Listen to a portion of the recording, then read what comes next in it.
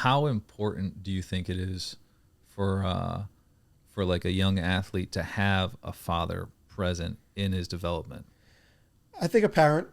Would Yeah, be, I guess I should. yeah, Not a father, but yeah, have a included parent that is involved.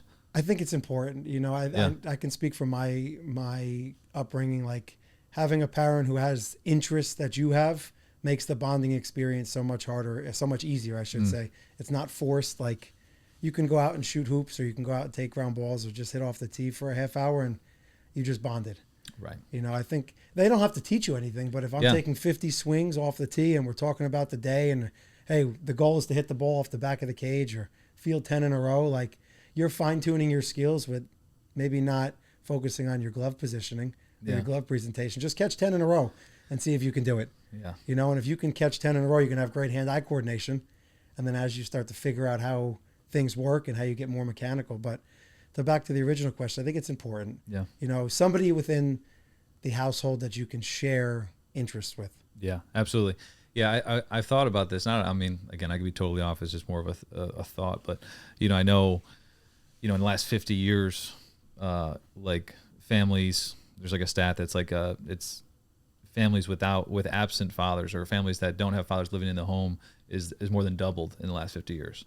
And when I think about that, because I do think it's important, and it doesn't have to be a father, but a parent that's involved, I think is important, and shared interest. And a lot of times for boys, obviously a father, it's just more common, Of whatever. course, but obviously a girl with mom softball, mom could be the same way for her son. But I think is that also a contributing factor on private instruction, on the growth of private instruction, because of that decrease in that stat?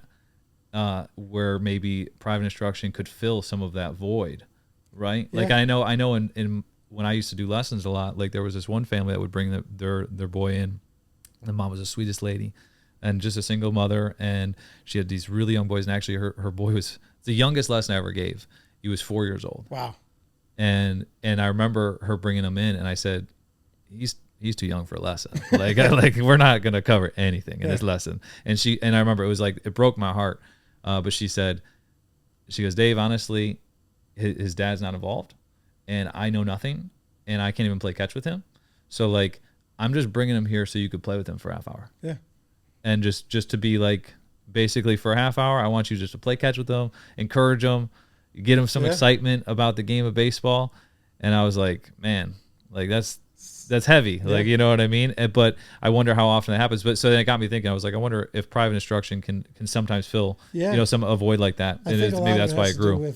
Has to do with like how much people are asked to work too. Like there's a lot of working parents that's a great point. 2 household working parents that work from 8 to 6 or 8 to 5, and they get home at 5 o'clock, and maybe they don't have the time and or energy and or resources. So it's easier if you have the financials to do it. You find somebody that you trust that can have that interaction with your son or daughter to get the competitive advantage. Like a lot of people do lessons not because they want it or they need it, but they see everybody else doing it. So they feel they have to keep up with everybody else. I see people and I'm like, we're going to work, like we're going to get you better, but you can benefit from just playing catch at home or throwing the ball off the wall or having somebody hit you ground balls. Like we're not going to dive into mechanical adjustments because you're still learning how to step right, left, and catch.